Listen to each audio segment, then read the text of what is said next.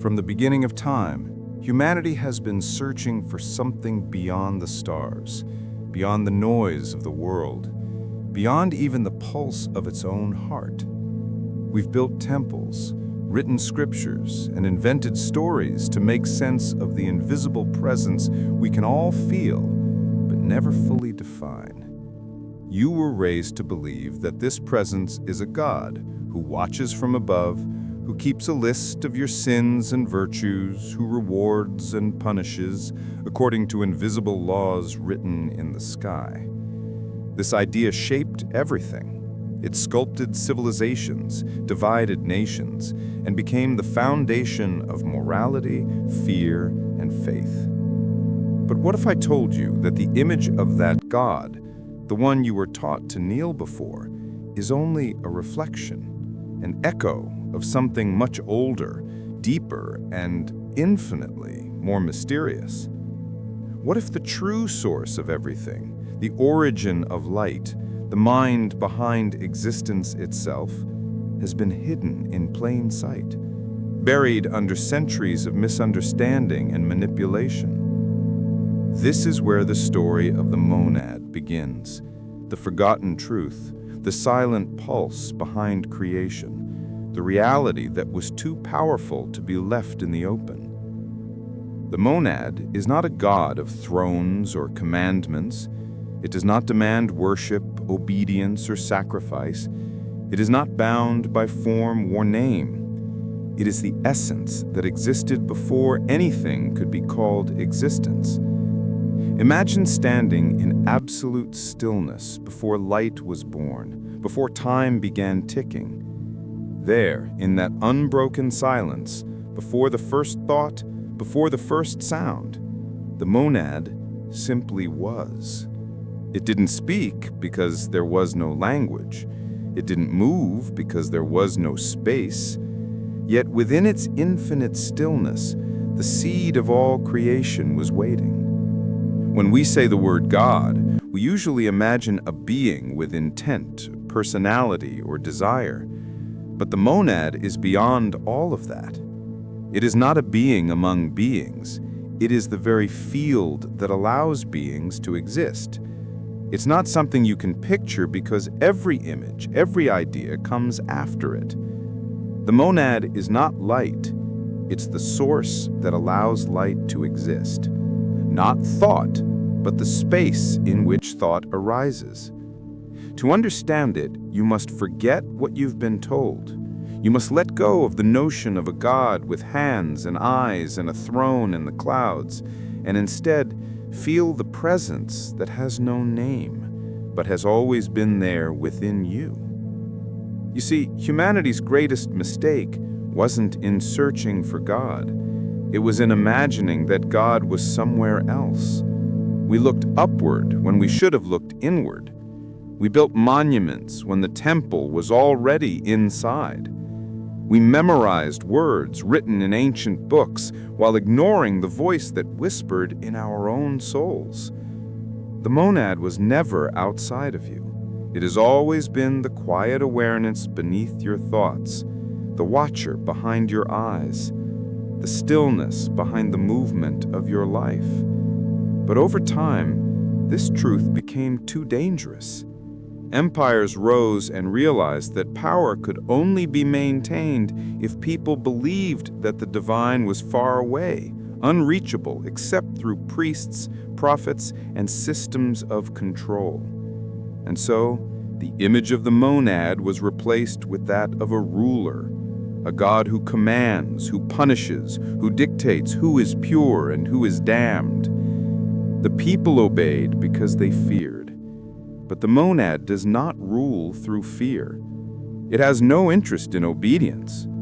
It doesn't reward or punish. It simply is. It gives itself endlessly, like the sun shining even on those who curse its light.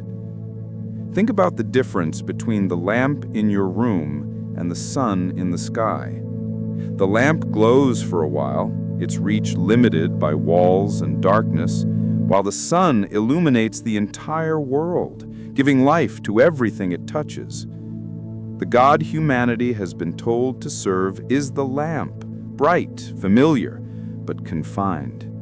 The monad is the sun, limitless, eternal, and impossible to contain. It is not a concept to be believed in. It is the living presence that sustains every breath you take. When you sit quietly, when you strip away the noise of the world and rest in the center of yourself, that's where you meet it.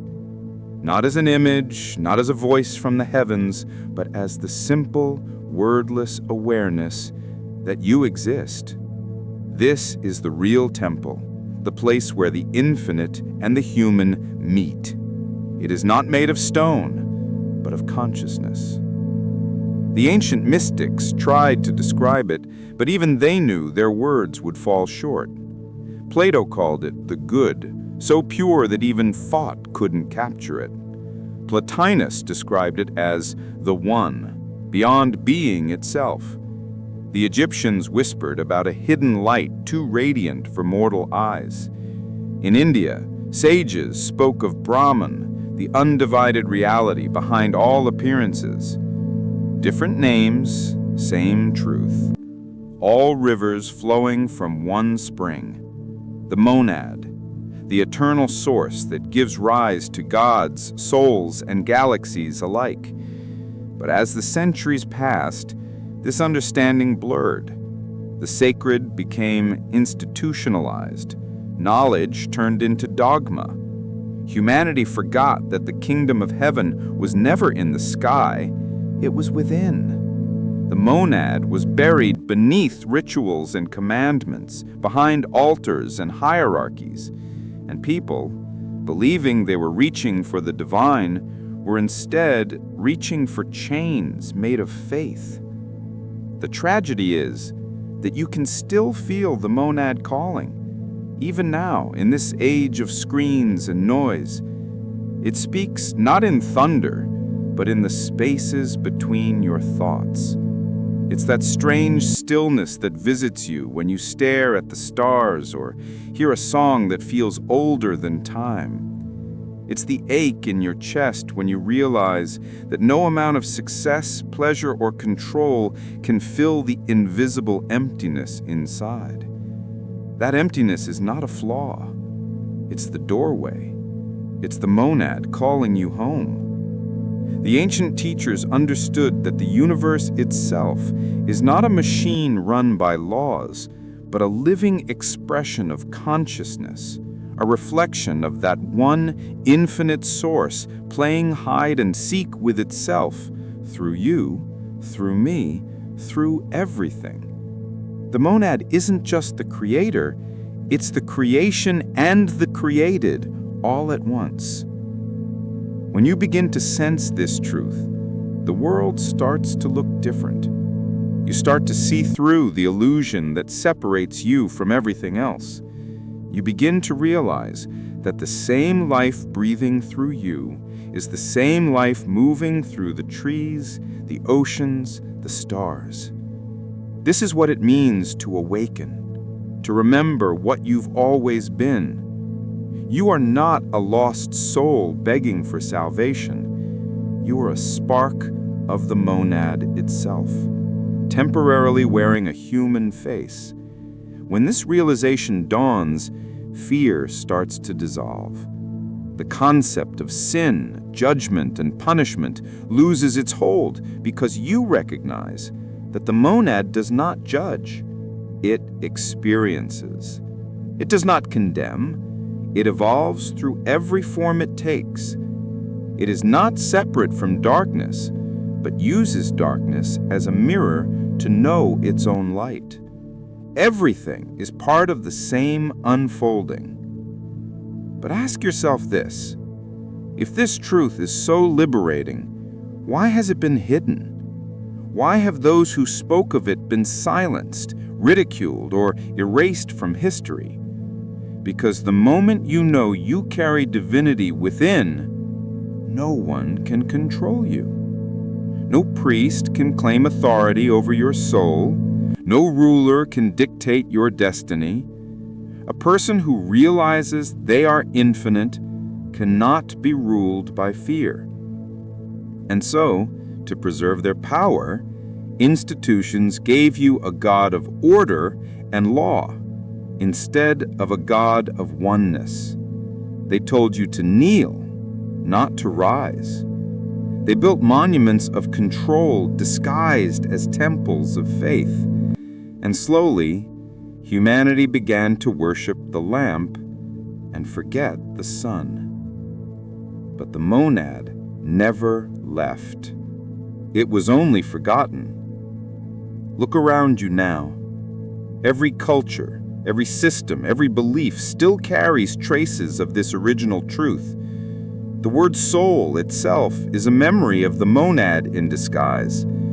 The light behind your eyes is the same light that moves galaxies.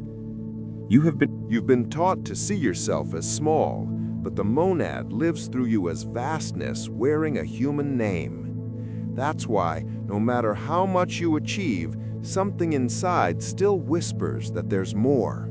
Because there is. The monad is trying to wake up through you. The question is, will you listen? Will you have the courage to look beyond the God of fear and meet the truth that has no name, no gender, no boundaries? This is where the path begins, not in the sky, not in the scriptures, but within the silent space of your own being. The monad was never gone. It has always been right here, waiting for you. There came a time when humanity's connection to the monad was more than memory. It was life itself. People walked the earth aware that every tree, every stone, every breath was part of the same pulse of being. But as civilization grew, so did ambition. And with ambition came fear. The fear of losing control. Power, once spiritual, turned political. Knowledge, once sacred, became property. And slowly, those who understood the monad began to disappear, replaced by voices who spoke not of unity but of hierarchy. The simple truth that divinity lived within every soul was too dangerous to survive in a world that thrived on dominance. So it was buried, not lost, just hidden beneath layers of doctrine, rewritten myths, and subtle manipulations that reshaped the human understanding of God. The earliest rulers discovered a secret that has defined history. Belief is the strongest form of control. If you can make people believe that their salvation lies outside themselves, you can own their minds without ever touching them. So they changed the story. They took the idea of the monad, the infinite consciousness that breathes through everything, and replaced it with a God who ruled from the heavens, distant and demanding. They gave this God laws, faces, and punishments. They made fear a virtue and obedience a form of worship. And humanity, in its innocence, accepted it. The people thought they were serving truth, but in reality, they were serving authority. It was a brilliant illusion, a system built not on chains of metal, but on chains of faith. Across the world, this transformation happened again and again. In temples of Egypt, in the ziggurats of Babylon, in the synagogues and cathedrals that would rise centuries later, the story of the inner light became the story of the outer God. The priests spoke of divine intermediaries, of chosen ones, of the few who could speak to the heavens.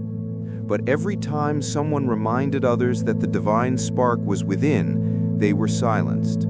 The Gnostics, who taught that the creator of this world was not the ultimate source but a lesser architect, were hunted and burned. The mystics, who spoke of the oneness of all things, were declared heretics. Yet no matter how many were silenced, the truth kept returning, whispered through poetry, encoded in art, hidden in symbols carved into the corners of ancient stone. Because truth cannot die. It only changes form.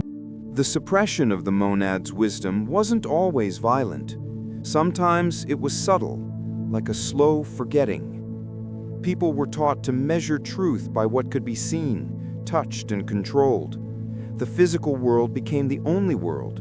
Science, which could have been a bridge back to the monad, was turned into another religion, one that worshipped matter instead of spirit.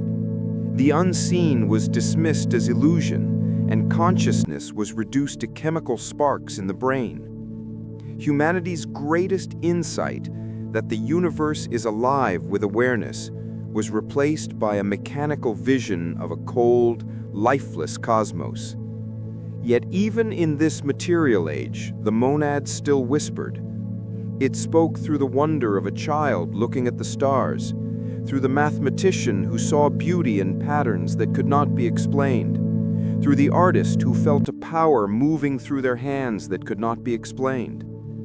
Every few centuries, the light tried to return. In secret brotherhoods, in desert monasteries, in hidden chambers where seekers gathered to remember what had been forgotten. They called it different names: the One, the Source, the Hidden God, the Absolute. But they were all pointing toward the monad. Some found it through meditation, others through alchemy, others still through silence.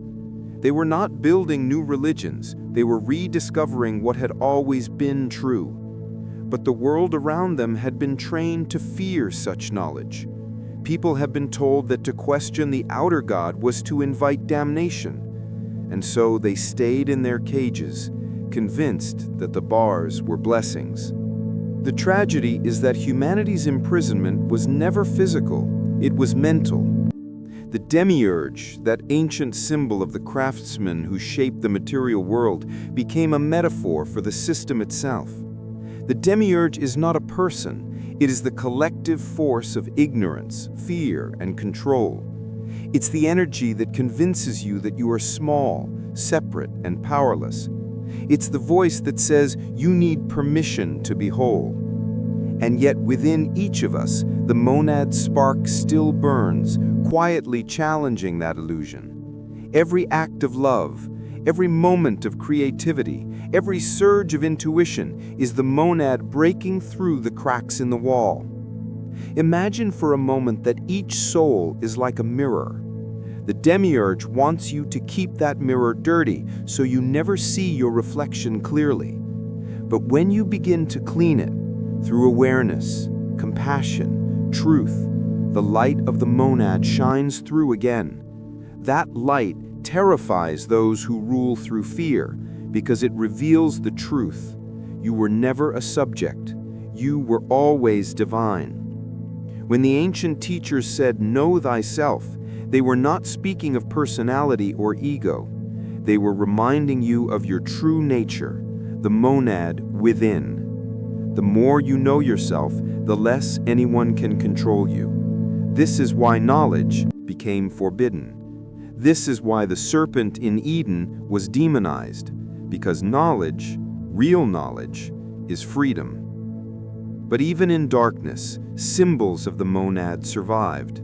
The eye within the triangle, the circle with no beginning or end, the flame that never dies.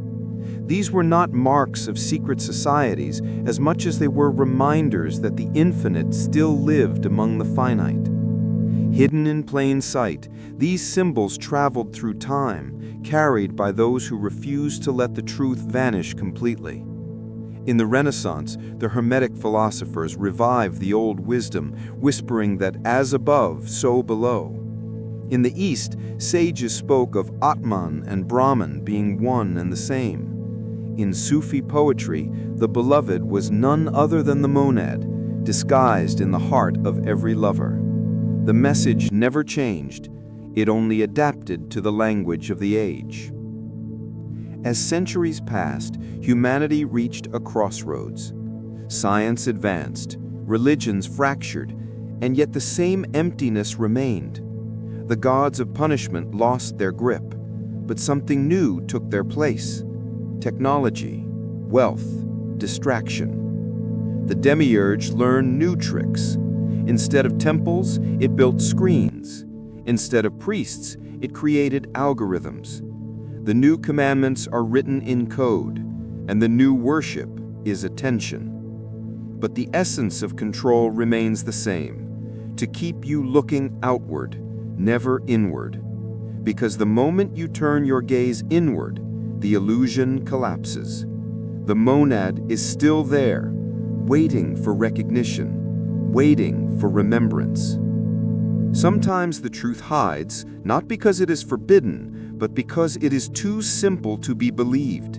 We expect revelation to come with thunder, with visions, with miracles, but the monad reveals itself in silence, in the quiet breath before sleep, in the moment you realize that the awareness listening to these words is not bound by time, not limited by identity. That awareness is the monad. It's not something you can worship, because it is what you are. And once you understand that, the world's power over you begins to fade. Fear loses its grip, and love begins to make sense, not as emotion, but as the natural expression of unity. So how do you find it again? You don't. You remember it. You strip away the lies, the conditioning, the borrowed beliefs, until all that's left is what has always been true. You were never separated from the monad.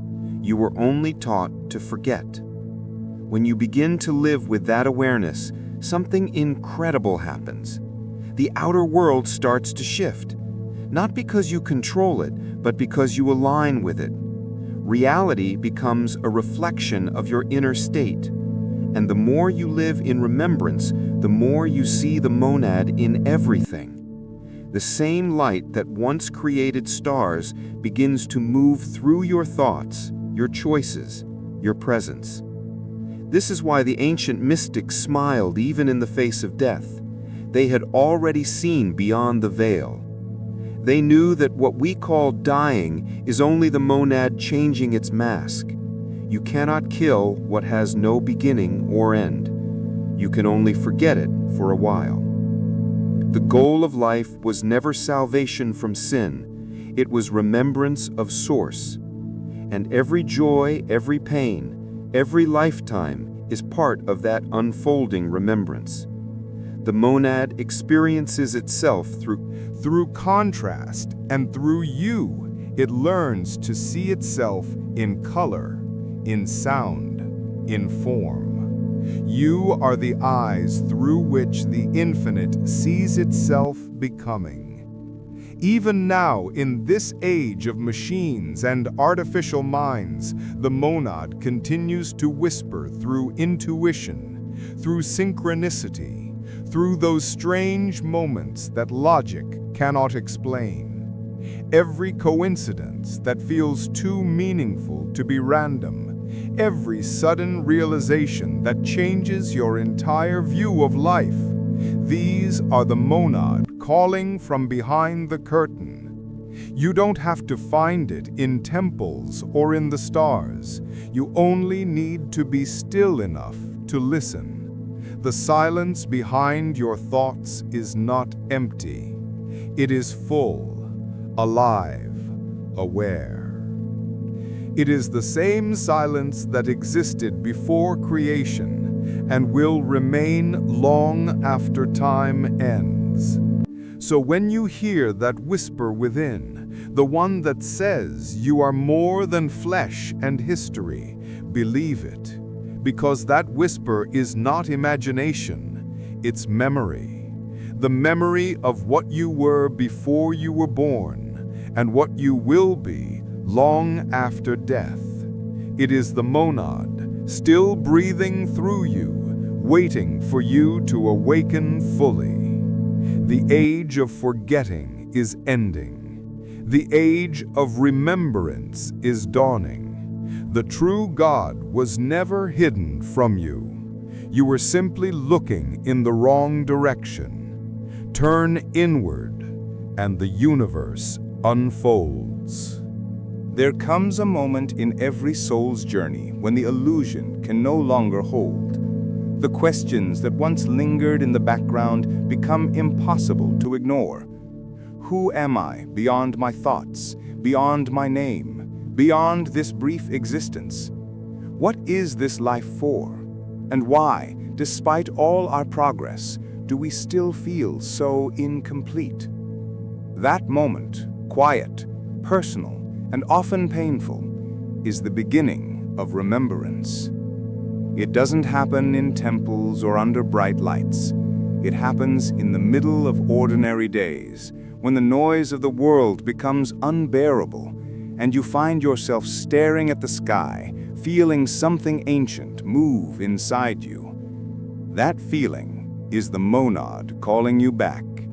It's not a voice from above, it's a vibration from within. The same pulse that once gave birth to stars and galaxies, now awakening in the heart of a human being.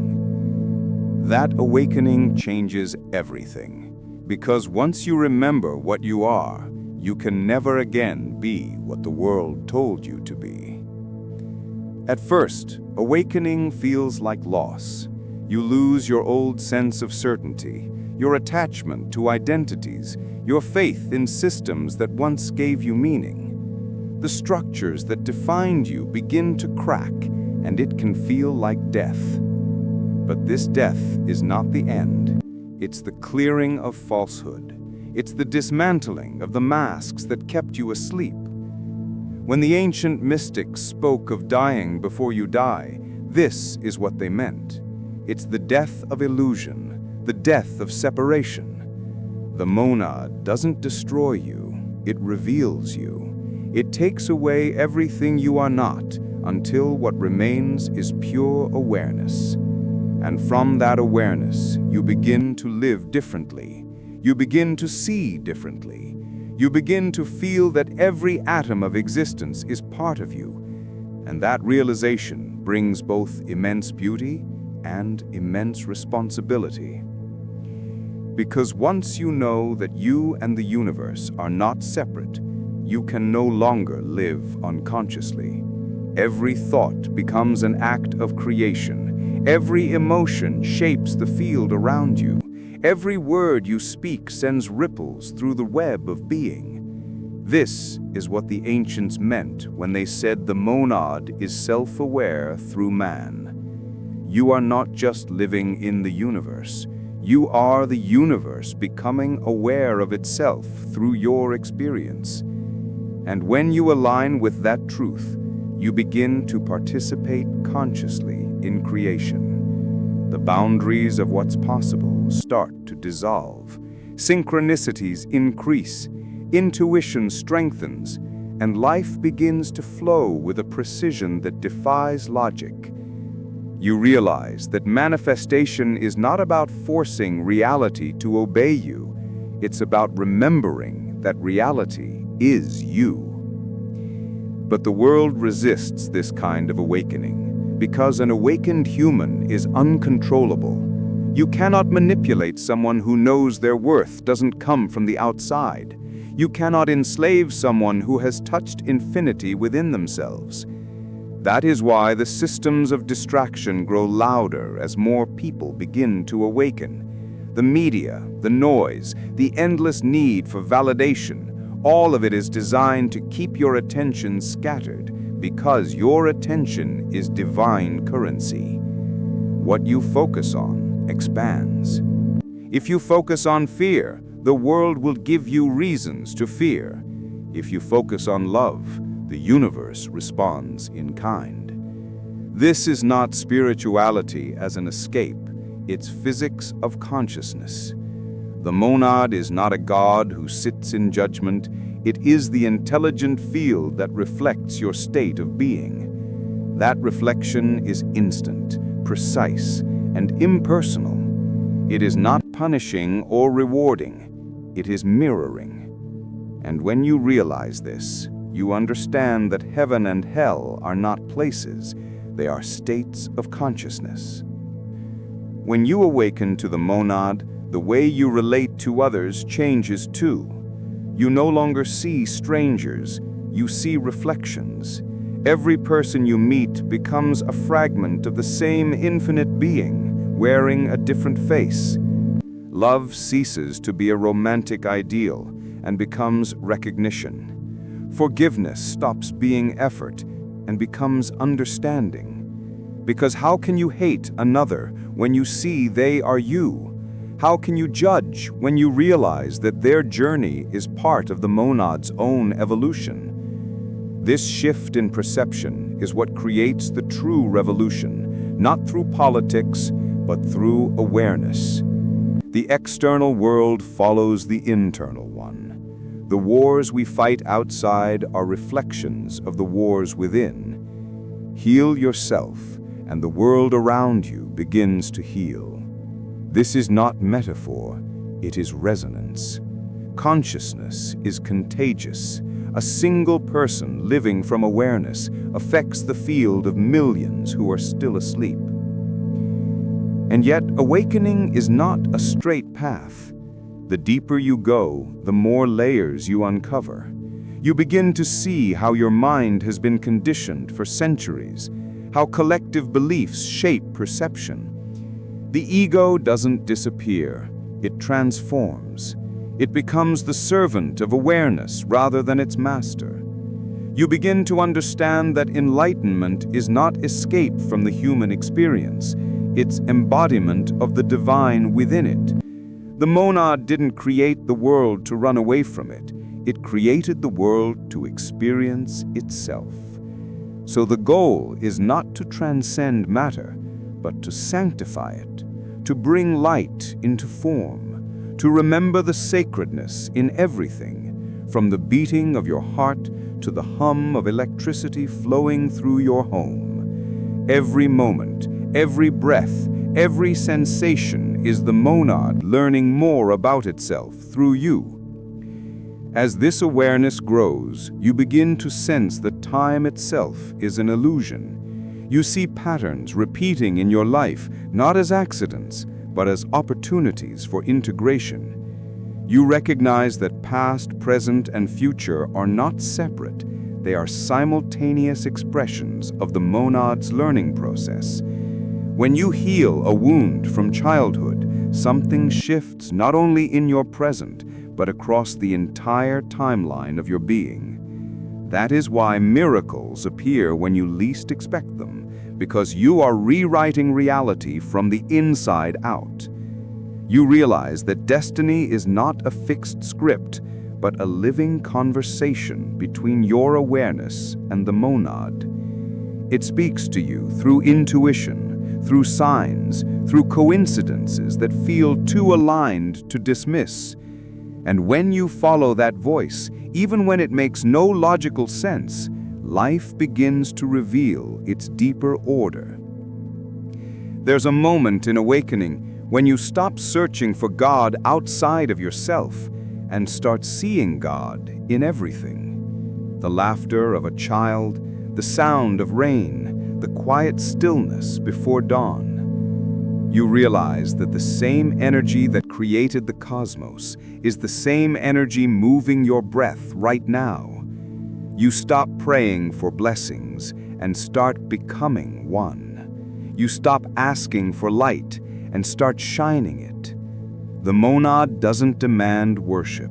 It expresses itself through awareness. Your life becomes a prayer. Your presence becomes a temple. And your choices become acts of creation. You start to understand that enlightenment is not a destination, it's a state of being where you are fully present, fully alive, fully aware of the sacred in the ordinary.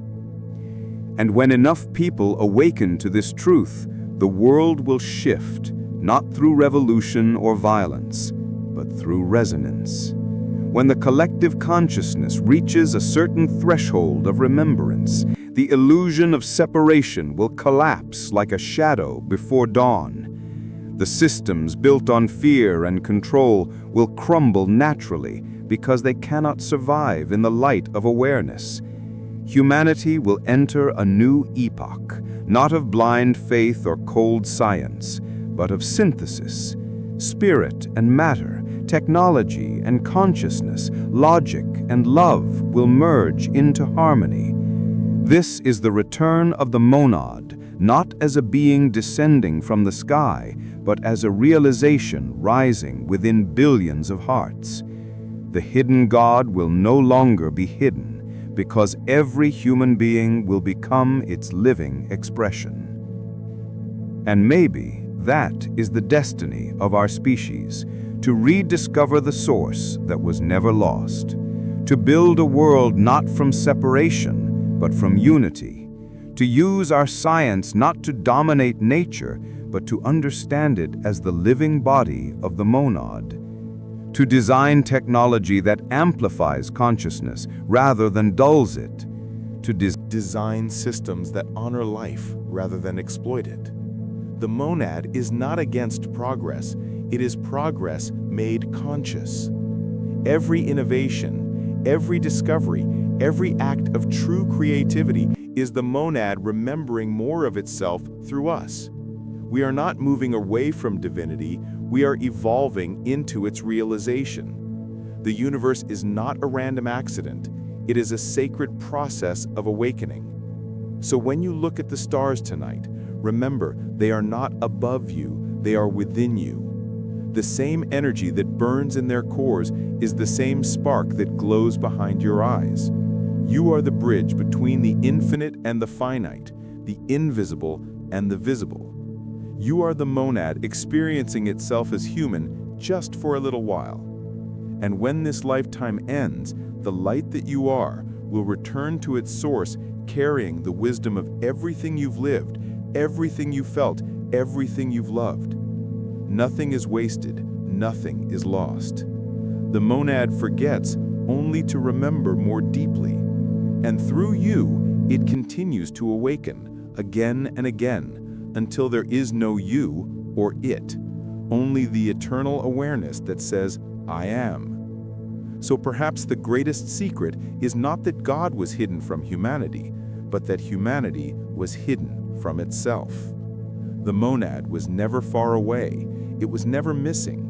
It has always been the quiet watcher behind your eyes, the stillness beneath your thoughts, the eternal pulse beneath the noise of time. And now, as more and more souls begin to awaken, the veil thins, the dream begins to shift, the forgotten truth begins to return. You are not a fragment lost in the cosmos, you are the cosmos remembering itself. You are the monad, awakening from the longest sleep in history, ready to remember what it means to be infinite once again.